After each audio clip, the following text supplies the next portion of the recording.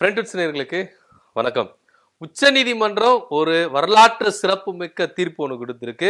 ஆளுநர் ஆர்.என். ரவி தலையில பேரடி விழுந்திருக்கு. உச்சநீதிமன்றம் நல்லா வச்சு செஞ்சிருக்காங்க ஆளுநர் ஆர்.என். ரவிய. என்ன அப்படின்னு பாத்தீங்கன்னா, தமிழக சட்டசபையில கிட்டத்தட்ட வந்து பாத்தீங்கன்னா 10 மசோதாக்களை வந்து நிறைவேற்றி அனுப்புனாங்க.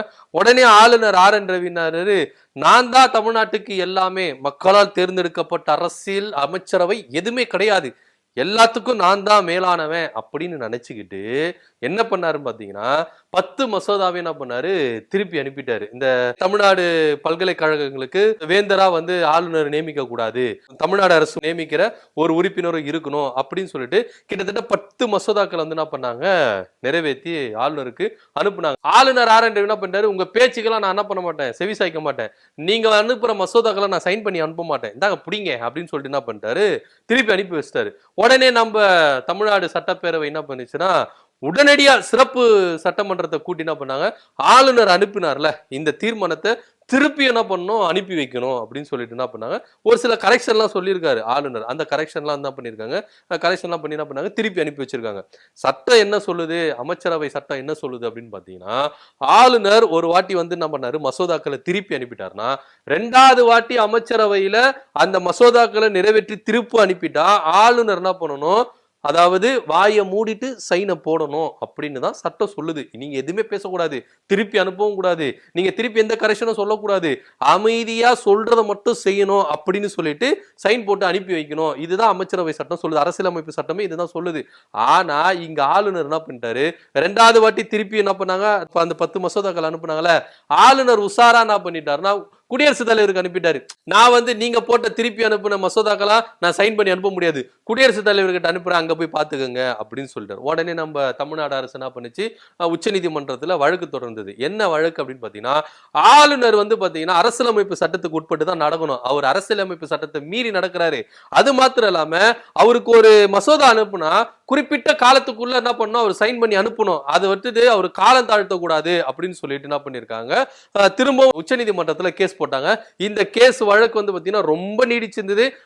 உச்சநீதிமன்றம் என்ன பண்ணுச்சு, கடுமையான கண்டனங்களை தெரிவிச்சு ஆளுநருக்கு வந்து என்ன பண்ணாங்க, கால அவகாசம் எல்லாம் கொடுத்தாங்க. நீங்க இந்த டைமுக்குள்ள என்ன பண்ணுங்க, சமரசமா நீங்க பேசிக்கங்க, ஏங்க டீ பார்ட்டி வைங்க, டீ பார்ட்டில வச்சு தமிழ்நாடு அரசு கூப்பிடுங்க, கூப்பிட்டு என்ன பண்ணுங்க டிஸ்கஷன் பண்ணுங்க, 2 பேரும் சமரசமா போங்க.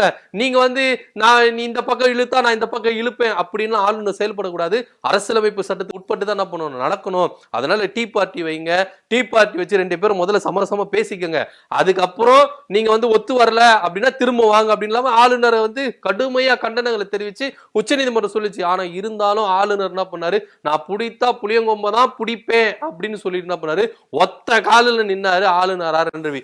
நான் தமிழ்நாடு அரசுக்கு செவி கொடுக்கவே மாட்டேங்க, நான் தமிழ்நாடு கவர்மெண்ட்டுக்கு நான் என்ன பண்ண மாட்டேன், நான் இசைந்தே போக மாட்டேன், நான் கட்டுப்பட்டே போக மாட்டேன், எனக்குன்னு ஒரு டிக்னிட்டி இருக்கு, எனக்குன்னு ஒரு அரசியல் அமைப்பு இருக்கு, எனக்குன்னு ஒரு சட்டம் இருக்கு, எனக்குன்னு என் கீழே தான் எல்லாமே இருக்கணும் அப்படின்னு சொல்லிட்டு மமதையில இருந்தாரு ஆளுநர் ஆர்.என். ரவி.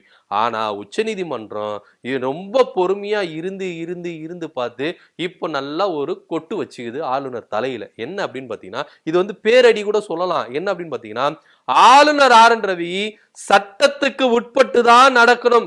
எந்த ஒரு மாநிலத்துல ஆளுநர் இருந்தாலும் அந்த மாநிலத்துல மக்களால் தேர்ந்தெடுக்கப்பட்ட அரசுக்கு உட்பட்டு தான் நடக்கணும், அவங்களுக்கு கீழே தான் இருக்கணும், இவங்களுக்குன்னு தனியா வந்து என்ன பண்ணல ஒரு அதிகாரமும் சட்டம் இல்ல, வீட்டோ அப்படின்ற ஒரு அதிகாரத்தை ஆளுநருக்கு கொடுத்ததே இல்ல. ஆளுநர் ஆர்.என். ரவி சட்டப்பிரிவு 200க்கு கீழ் உட்பட்டு தான் இருக்கணும், அதை மீறக்கூடாது அப்படின்னு சொல்லிட்டு உச்சநீதிமன்றம் ஒரு பேரடிய இறக்கி இருக்கு ஆளுநர் ஆர்.என். ரவி தலையில. இத நம்ம தமிழ்நாடு முதல்வர் அவர்கள் சட்டப்பேரவையிலேயே ரொம்ப வரலாற்று சிறப்பு மிக்க தீர்ப்பை கொடுத்திருக்காரு அப்படின்னு சொல்லிட்டு வரவேற்று பேசியிருக்காங்க. இது ரொம்பவே நிறைய பேர் என்னன்னா, இது தமிழ்நாடு மாநிலத்துக்கு மட்டும் தான் நடக்குதா அப்படின்னா அப்படி இல்லவே இல்லை. பாஜக எந்தெந்த மாநிலங்கள்ல அவங்க அரசாட்சி ஆளலையோ, எந்தெந்த மாநிலத்துல கவர்மெண்ட் பாஜக கவர்மெண்ட் இல்லையோ அங்கெல்லாம் ஆளுநர்களை அனுப்பி ரொம்ப குடைச்சல் கொடுத்திருந்தாங்க. முக்கியமா தமிழ்நாட்டுக்கு ஆளுநர் ஆர்.என். ரவி ரொம்ப குடைச்சலாவே இருந்தாருப்பா. ஆனா இப்போ உச்ச நீதிமன்றம் கொடுத்திருக்கிற தீர்ப்புனால ஒரு பெரிய விடிவு காலம் வந்திருக்குது அப்படின்னு சொல்லிட்டு சரமாரியான கேள்விகளை கேட்டு என்ன பண்ணுங்க தீர்ப்பு கொடுத்திருக்காங்க. இன்னொரு விஷயம் என்ன சொல்லியிருக்காங்கன்னா, ஒரு அமைச்சரவை ஒரு மசோதாவை ஆளுநருக்கு அனுப்பிட்டா 30 இருந்து 90 நாட்களுக்குள்ள என்ன பண்ணணும், அந்த மசோதாக்கு சைன் பண்ணி அனுப்பிடணும். அதுவும் 2வது வாட்டி ஆளுநர் வந்து இந்த மசோதால திருத்தங்கள் இருக்கு, இந்த மசோதா வந்து நீங்க நிறைவேற்ற முடியாதுன்னு ரிட்டர்ன் அனுப்பிட்டு அவங்க அந்த திருத்தத்தெல்லாம் கரெக்ஷன் பண்ணி திரும்பவும் அனுப்பிட்டா உடனே என்ன பண்ணணும், சைன் போட்டு அனுப்பணும். அதை வச்சு நீங்க என்ன பண்ணக்கூடாது, காலம் தாழ்த்த கூடாது அப்படின்னு சொல்லி அறிவுரை சொல்லியிருக்காங்க. இது மாத்திரம் இல்லாம குடியரசுத் தலைவருக்கு அனுப்புறீங்களே இந்த 10 மசோதாவை, இந்த 10 மசோதாவையும் உச்ச நீதிமன்றமே என்ன பண்ணிருக்கு, ஒப்புதல் அளிச்சிருக்கு. ஆளுநர் ஒப்புதல் அளிச்சாதான் இல்ல அப்படின்ல, உச்ச நீதிமன்ற நீதிபதிகளும் அந்த மசோதாக்கு ஒப்புதல் அளிக்கலாம் அப்படின்னு சொல்லிட்டு சட்டப்பிரிவு சொல்லுது. என்ன சட்டப்பிரிவு அப்படின்னு பாத்தீங்கன்னா, அதாவது அரசியல் சாசன பிரிவு 142 படி சிறப்பு அதிகாரத்தை பயன்படுத்தி அனைத்து மசோதாக்களுக்கும் உச்ச நீதிமன்றம் ஒப்புதல் அளித்திருக்கு. இந்த அரசியலமைப்பு சட்டம் 142 பிரிவின் படி உச்ச நீதிமன்ற நீதிபதிகள் என்ன பண்ணிருக்காங்க, இந்த மசோதாக்கள் இந்த 10 மசோதாக்கள் என்ன பண்ணிருக்காங்க, ஒப்புதல் அளிச்சிருக்காங்க. குடியரசுத் தலைவருக்கு அனுப்பினது மிக மிக மிக மிக தவறு அப்படின்ற ஒரு விஷயத்தை ஆணித்தனமா என்ன பண்ணிருக்காங்க, பதிவு செஞ்சிருக்காங்க. இது ஆளுநர் ஆர் என் ரவிக்கு ஒரு வெட்கக்கேடான செயல் அப்படின்றத எதிர்பார்க்கப்படுது. ஏன் அப்படின்னு பாத்தீங்கன்னா, மக்களால் தேர்ந்தெடுக்கப்பட்ட ஒரு ஆட்சி இங்க அமைச்சரவையில இருக்கும் பொழுது இந்த அமைச்சரவைக்கு உட்பட்டு தான் ஆளுநர் ஆர் என் ரவி என்ன பண்ணணும், நடக்கணும். இவருக்குன்னு தனியா வீட்டோ அப்படின்ற ஒரு அதிகாரம் கிடையவே கிடையாது.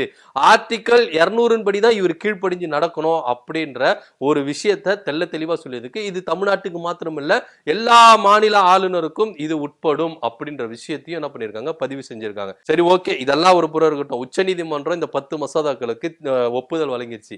இதன் மூலமா ஒவ்வொரு பல்கலைக்கழகத்தை தமிழ்நாட்டில் இருக்கிற பல்கலைக்கழகங்களுக்கு வேந்தரா ஆளுநர் ஆர் என் ரவி தான் செயல்பட்டு இருந்தாரு. இந்த சட்ட திருத்த மசோதாக்கு தான் இவர் ஒப்புதலே தரமாட்டேன், நான் தான் வேந்தரா இருப்பேன் அப்படின்னு சொல்லிட்டு இவர் என்ன பண்ணிரு, அடம் பிடிச்சிருந்தாரு.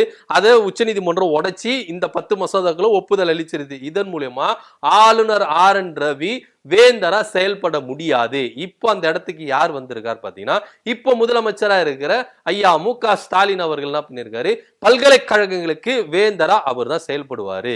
இதுக்கு அப்புறம் வருகிற ஆட்சி, அது அதிமுக ஆட்சியோ இல்ல திமுக ஆட்சியோ இல்ல வேற எந்த ஆட்சியோ, யார் முதலமைச்சரா இருக்கிறாங்களோ அவங்க தான் வேந்தரா இருக்கணும். எல்லா பல்கலைக்கழகத்துக்கும் அவங்க தான் வேந்தரா இருக்கணும். துணைவேந்தர்களை அவங்களும் நியமிக்கலாம் அப்படின்ற ஒரு விஷயத்தையும் இங்க பதிவு செய்யறோம். சோ இந்த 10 மசோதாக்களையும் குடியரசுத் தலைவருக்கு அனுப்பினது மிக மிக தவறு அப்படின்றத ஆணித்தனமா சொல்லி இருக்கு உச்ச நீதிமன்றம். அது மாத்திரம் இல்ல, ஆளுநர் ஆர் என் ரவி செய்தது மிக மிக மிக மிக தவறு, அரசியல் சாசனத்துக்கு எதிரானது அப்படின்ற கருத்தையும் பதிவு செஞ்சிருக்காங்க உச்சநீதிமன்ற நீதிபதிகள். இன்னொரு விஷயம் உச்சநீதிமன்றம் என்ன சொல்லி இருக்குன்னா, ஆளுநருக்கு அந்த மாநிலத்துடைய மக்களுடைய மனநிலைமை அவருக்கு தெரியவே தெரியாது, மக்களை பத்தி தெரியவே தெரியாது அப்படின்னு சொல்லியிருக்கு. ஜனநாயக பூர்வமா அந்த மாநிலத்தில் இருக்கிற மக்கள் தேர்ந்தெடுத்து அனுப்புகிற உறுப்பினர், சட்டசபையில் வைக்கின்ற உறுப்பினர்களுக்கு தான் அவங்க மக்களுடைய மனநிலைமை, அவங்களுடைய மக்களுக்கான உரிமை அதை பத்தி அவங்களுக்கு தெரியும்.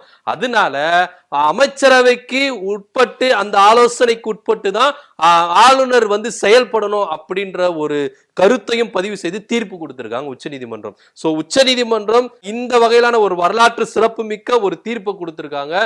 தமிழ்நாடு அரசு ஒவ்வொரு விஷயத்தையும் போராடி வெல்கிறது அப்படின்றத ஆணித்தனமா நம்ம முதல்வரையாவும் சொல்லியிருக்காரு. தமிழ்நாடு எப்பொழுதும் போராடும், போராடி வெல்லும் அப்படின்ற ஒரு பதிவையும் ஆணித்தனமா சொல்லியிருக்காரு. நம்முடைய நிலைமை, தமிழ்நாடு அரசுடைய நிலைமை எல்லாத்தையும் போராடி, நமக்கான உரிமைகளை எல்லாவற்றையும் போராடி தான் நம்ம என்ன பண்றோம், பெற்றுக்கொள்கிறோம். ஆனா இதுல ஒன்றிய அரசு தானா முன் வந்து செயல்படுத்தி செவி கொடுத்தது இல்லை. இது முதல்லயே ஒன்றிய அரசு கொடுத்து ஆளுநருக்கு ஒரு ஆலோசனை கொடுத்து, இல்லப்பா இதுதான் சட்டத்துக்கு உட்பட்டு நடக்கணும், நீங்க இது மாதிரி முற்றும் மோதல் போக்கூட போகாதீங்க அப்படின்னு சொல்லிட்டு ஒரு ஆலோசனை கொடுத்திருந்தா ஆளுநர் ஆர் என் ரவிக்கு மூக்கு உடையாம இருந்திருக்கும். இது வந்து ஒரு பெரிய ஒரு நோஸ்கட்டு. அது மட்டும் இல்லாம ஒரு பேரடிய தலையில இறக்கி இருக்காங்க உச்ச நீதிமன்றம். சோ இதன் மூலமா ஆளுநர் ஆர் என் ரவி இதுக்கப்புறமும் தமிழ்நாடு அரசுக்கு ஒத்து இசைந்து போவார் அப்படின்றத நம்புறோம். அதுக்குள்ளே அவர் வந்து என்ன பண்ணலாம், ராஜினாமா பண்ணிட்டு கூட போகலாம். என்ன ஒரு, ஏன்னா அவருக்கு ஆல்ரெடி பதவி காலம் முடிஞ்சிருச்சு. முடிஞ்சும் இங்க உக்காந்துருந்தாங்க, உக்காந்து சும்மானா இருந்திருக்கலாம். அது இல்லாம இவர் வந்து என்ன பண்ணாரு, நான் தான் அப்படின்ற ஒரு அதிகாரத்துல செயல்பட்டு இருந்தாரு. உச்ச நீதிமன்றம் அதுக்கு என்ன பண்ணிருக்காங்க, தடை வந்து போட்டு அவரை இல்லைங்க, நீங்க அமைச்சரவைக்கு ஆலோசனைப்படி தான் நடக்கணும் அப்படின்றத தீர்ப்பு கொடுத்திருக்காங்க. இதுக்கப்புறம் இவர் இங்க இருக்க மாட்டாரு அப்படிதான் நினைக்கிறோம். அவர் ராஜினாமா செஞ்சுட்டு கூட போறதுக்கான வாய்ப்புகள் அதிகமா இருக்கு.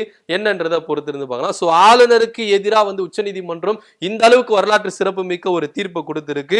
சோ தமிழ்நாடு அரசு தொடர்ந்து தன்னுடைய உரிமைகளுக்காக போராடி வெற்றி பெறுது. சோ இந்த தீர்ப்பை பத்தி நீங்க என்ன நினைக்கிறீங்க அப்படின்றத கீழே கமெண்ட் பண்ணுங்க. நன்றி, வணக்கம்.